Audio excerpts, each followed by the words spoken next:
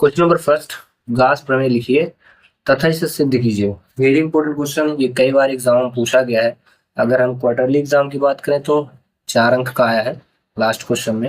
Half yearly में भी पूछा गया है और मेन एग्जाम में भी पूछा जा सकता है ये क्वेश्चन, अब पूछे जाते भी हैं। ठीक है, तो इस क्वेश्चन को जरूर आप 1 बार 2 बार 3 बार 4 बार 6 बार जितने बार में आपको ये रिकॉल हो जाए, याद हो जाए, तो जरूर आप इसको सॉल्व करिएगा। ठीक है, तो देखिए इसका पहले आपको थ्योरम लिखना है, देन उसके बाद इसको प्रूव करना है। ठीक है, तो हेडिंग डाल लीजिए गास प्रमेय, गास थ्योरम। ठीक है, किसी बंद पृष्ठ पर, ये जैसे डायग्राम मैंने बनाया है, ये पूरा का पूरा जो पृष्ठ है, सरफेस है, ये क्या है, बंद है। तो थ्योरी भी ऐसे ही लिखेंगे हम, किसी बंद पृष्ठ पर, किसी बंद पृष्ठ पर या किसी बंद पृष्ठ से, डेफिनेशन ये ज्यादा ठीक रहेगी कि किसी बंद पृष्ठ से गुजरने वाला संपूर्ण विद्युत फ्लक्स। ध्यान रखिएगा, मैं जितने भी क्वेश्चन अपलोड करूंगा सिर्फ मोस्ट इंपोर्टेंट क्वेश्चन होंगे, जो या कि आए हुए हैं क्वेश्चन, या कि वो क्वेश्चन मैं अपलोड करूंगा जो आ सकता है। ठीक ना, बाकी फालतू लेक्चर मैं अपलोड करने वाला नहीं हूँ। तो जो भी बच्चे देख रहे हैं आप देखें, साथ ही साथ अगर आप चाहें कि आपके यार दोस्त मित्र सखा फ्रेंड का भी फायदा हो तो उनको जरूर आप इसको शेयर जरूर कर दें। ठीक ना, जिससे उनका भी फायदा हो जाए। ठीक ना, किसी बंद पृष्ठ से गुजरने वाला संपूर्ण विद्युत फ्लक्स, विद्युत का है, विद्युत फ्लक्स।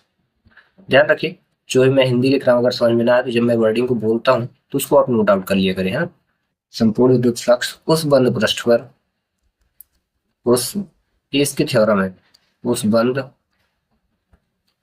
पृष्ठ के अंदर, के अंदर उपस्थित, उपस्थित कुल आवेश, आवेश को क्यू से रिप्रेजेंट करते हैं। ठीक ना, कुल आवेश का 1/एप्सिलॉन 0 इसको बोलते हैं। ठीक ना, 1/एप्सिलॉन 0 गुना होता है। बस थ्योरी इतना याद को याद करना है, गुना होता है, दैट्स फिनिश। ठीक है, किसी बंद पृष्ठ से गुजरने वाला संपूर्ण विद्युत फ्लक्स उस बंद पृष्ठ से या उस बंद पृष्ठ के अंदर उपस्थित कुल आवेश का 1/एप्सिलॉन गुना होता है। ठीक है, अभी मैं मान के चलता हूँ, मान लेता हूँ। ठीक है, ये आवेश है, यहाँ आप लिख ले, यदि बंद पृष्ठ के अंदर, यदि बंद पृष्ठ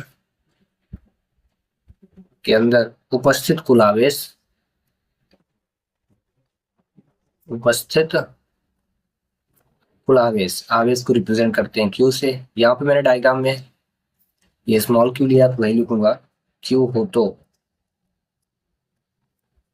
क्यू हो तो गास के नियम से, गास के नियम से। ठीक है, या गास के नियमानुसार क्या हो जाएगा, ये फाई है, यही विद्युत फ्लक्स को रिप्रेजेंट करते हैं। Phi E is equal to हो जाएगा क्यू, आवेश का क्या होता है, यहाँ बोला है ना, बंद पृष्ठ से गुजरने वाला संपूर्ण विद्युत फ्लक्स, ये विद्युत फ्लक्स को रिप्रेजेंट करते हैं। विद्युत फ्लक्स का जो साइन है, जैसे दूरी को रिप्रेजेंट करने के लिए मीटर का प्रयोग करते हैं और संकेत यम लिखते हैं, उसी प्रकार से विद्युत फ्लक्स को रिप्रेजेंट करने के लिए फाई को हम लिखते हैं। उस बंद पृष्ठ से के अंदर उपस्थित कुल आवेश क्यों लिए, आवेश का क्या होगा, 1/एप्सिलॉन गुना 1/एप्सिलॉन 0 गुना होगा, बस इसका आप इंटू करेंगे। ठीक ना, तो ये फाई इज इक्वल हो जाएगा क्यू अपॉन एप्सिलॉन 0। बस इस थ्योरम की जो डेफिनेशन है वो ऊपर लिखी गई और इसका जो डेफिनेशन का फार्मूला बना ये बना। ठीक है, आगे समझिए। अब इसी फार्मूले को, ये गास प्रमेय का जो फार्मूला है, इसी सूत्र को हम क्या करेंगे, व्युत्पत्ति करेंगे, मतलब इसको सिद्ध करेंगे क्यों ये आता है। ठीक है, तो चलिए पहले मेथड से हम इसको रिप्रेजेंट करेंगे इसी डायग्राम के अकॉर्डिंग। डायग्राम, अब डायग्राम में हर एक चीज को आप देख लें अच्छे से। ठीक है, ये बंद पृष्ठ है, यहाँ पे ये पूरा बंद पृष्ठ सरफेस है, इसको एस से रिप्रेजेंट करते हैं। ठीक है, यहाँ पे बिंदु ओ पे कोई आवेश है और जिसकी दूरी आर है, ये आर है, यहाँ पे पी बिंदु से दूरी इसकी आर है, यहाँ तक रखा गया है। ठीक है ना, ये डी एस लिखा हुआ है। ठीक है, सरफेस है, डीएस यहाँ पे थीटा बना हुआ है, इस ये एंगल है, ठीक है। ये विद्युत क्षेत्र की तीव्रता है, ठीक है। अब इस डायग्राम को बनाने के बाद आपको इसी डायग्राम के बारे में लिखेंगे, ठीक है। तो यहाँ से लिखना है, माना सूत्र की व्युत्पत्ति करेंगे, तो यहाँ हेडिंग में डाल देता हूँ सूत्र की व्युत्पत्ति, व्युत्पत्ति। माना बंद पृष्ठ, माना बंद पृष्ठ यस लिखो के अंदर बिंदुओं पर, बिंदु O पर, ठीक है, आधान है, बिंदु O पर एक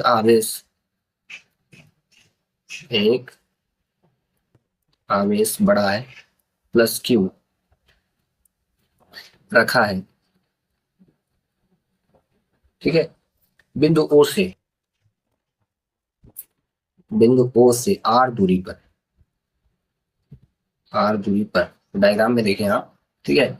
ये O बिंदु है, ये R दूरी पर एक बिंदु क्या है, P है, ठीक है। R दूरी पर एक बिंदु P है, तब बिंदु P पर, ठीक है, यहाँ पे आप लिख लें पहले, R दूरी पर एक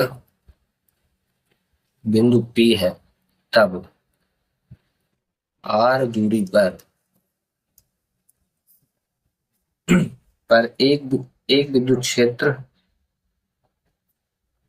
R दूरी पर विद्युत क्षेत्र लिख देते हैं, विद्युत क्षेत्र की तीव्रता है, तीव्रता, विद्युत क्षेत्र की तीव्रता को E से रिप्रेजेंट करते हैं, ठीक है। E इज इक्वल, ये फार्मूला होता है 1/4πε0 और इंटू रहेगा Q/R², ठीक है जी। और इसको हम इक्वेशन फर्स्ट बना लेंगे। अब अगर आप दिखाना कि ये किसके डायग्राम के अकॉर्डिंग इसको मैंने लिखा, तो आप देख रहे हो कि इसका जो डायरेक्शन है, ये बिंदु O है, वो सिर्फ P की ओर जा रहे हैं, तो आप यहाँ लिख सकते हो OP दिशा के अनुदिश है, यानी ये OP दिशा के अनुदिश, आप इसको लिख सकते हो। अदरवाइज ना भी लिखेंगे तो गलत नहीं होगा, ठीक है। आप जरूरी नहीं कि आप इसको याद करें, ठीक है। देन इसके बाद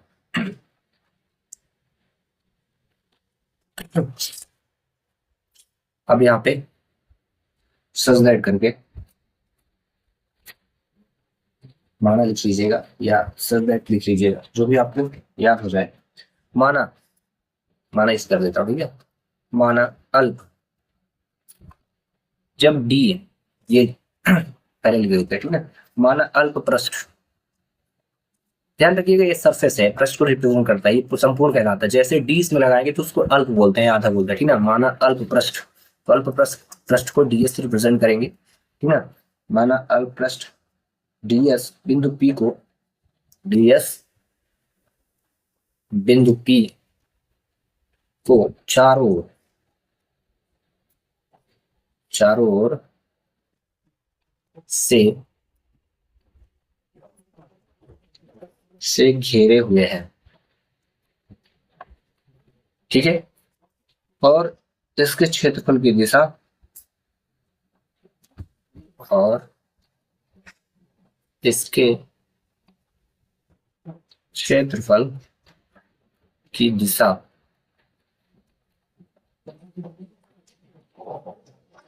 P और N, ठीक है। ये डायग्राम पे देखो, ये डायग्राम हुआ, ये P हुआ और ये N डायरेक्शन है, ये ds पूरा सरफेस है, ये आप देख ही रहे हो, ये पूरा सरफेस अल्प पृष्ठ है, ठीक है। संपूर्ण पृष्ठ को ऐसे रिप्रेजेंट करते हैं कि दिशा Pn है। बस इतना लिखने के बाद आपको इसमें अल्प विद्युत फ्लक्स का मान निकालेंगे। देखो विद्युत फ्लक्स को रिप्रेजेंट फाई ई से करते हैं, लेकिन अल्प के लिए डी ई लगाते हैं, D phi E is equal होता है वेक्टर ई डॉट होता है डीएस वेक्टर। ध्यान रखिएगा वेक्टर जैसे ही हटेगा, ठीक है, यहां से वेक्टर हटाएंगे तो ई डी एस कॉस थीटा, ये इसका फार्मूला बनेगा। वेक्टर हटाते ही ये बनेगा, ठीक है। यहाँ थीटा रखेंगे, फाई नहीं, यहाँ थीटा, ऐसे थीटा रहता है। यहाँ इरेज करके फिर लग देता हूँ, ये आपका थीटा रह गया ऐसे, ठीक है। वेक्टर हटाने के बाद ही ये लिखना है डी फाई, ये अल्प विद्युत फ्लक्स है, ठीक है। अब ये हमने देखा इक्वेशन फर्स्ट में, आपने देखा ई का मान इतना है ना, तो हम यहाँ पे लिख देंगे, इसको हम समीकरण 2 बना लेते हैं, ठीक है। लिख देंगे समीकरण 2 में, समीकरण 2 में ई का मान रखने पर, ई का मान रखने, ठीक है। चलो रख दो भाई।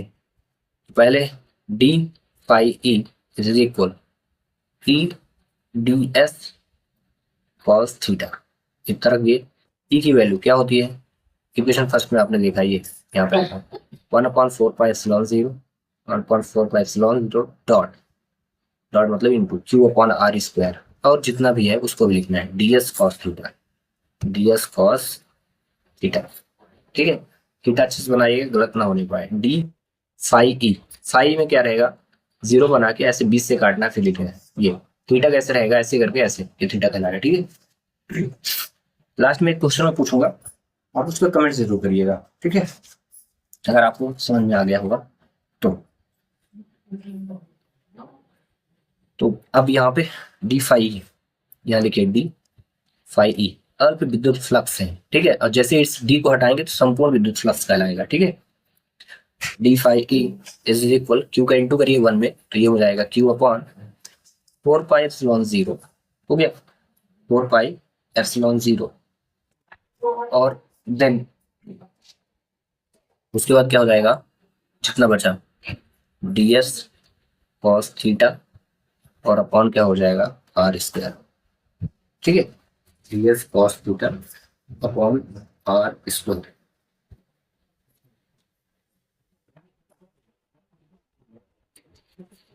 अब आगे यहाँ पे घन कोण का फार्मूला आपको याद करना पड़ेगा। एक चीज याद रखना, फार्मूला मैं यहाँ पे लिख देता हूँ, ठीक ना। क्यूब एंगल, क्यूब एंगल को डी डब्ल्यू से रिप्रेजेंट करते हैं, डी डब्ल्यू स्मॉल डब्ल्यू है, और इसका जो फार्मूला होता है वो ये होता है D S cos theta, D S cos theta upon R square होता है, ठीक है। ये होता है, मतलब जहां भी आपको ऐसा मिले D S cos theta upon R square, वो हम आप इसको लिख सकते हैं। इसी फार्मूले के को हम यहाँ पे अप्लाई करने वाले हैं, डी फाई इक्वल लिखेंगे क्यू अपॉन 4πε0, ठीक है। यहाँ पॉइंट लगाएंगे और इसका जितना मान है वो क्या हो जाएगा, ये कितना डी डब्ल्यू, क्या हो जाएगा डी डब्ल्यू। आगे समझे, क्योंकि सच दैट, ठीक है, फार्मूला कि मैं इधर जो भी लिखता हूँ ये आपको रफ में कहीं इंपॉर्टेंट टॉपिक लिख करके याद कर लीजिएगा, बाकी थ्योरम में जो लिखना है ये मैं इस साइड लिख रहा हूँ, ठीक है। साथ में सच दैट लिखिएगा कि डी डब्ल्यू इज इक्वल होता है D S cos theta upon R square, ठीक ना। गलती एक भी नहीं करिएगा, क्योंकि 4 अंक का क्वेश्चन है, थोड़ा सा भी आप आगे पीछे लिखे तो गलत हो जाएगा, ठीक है।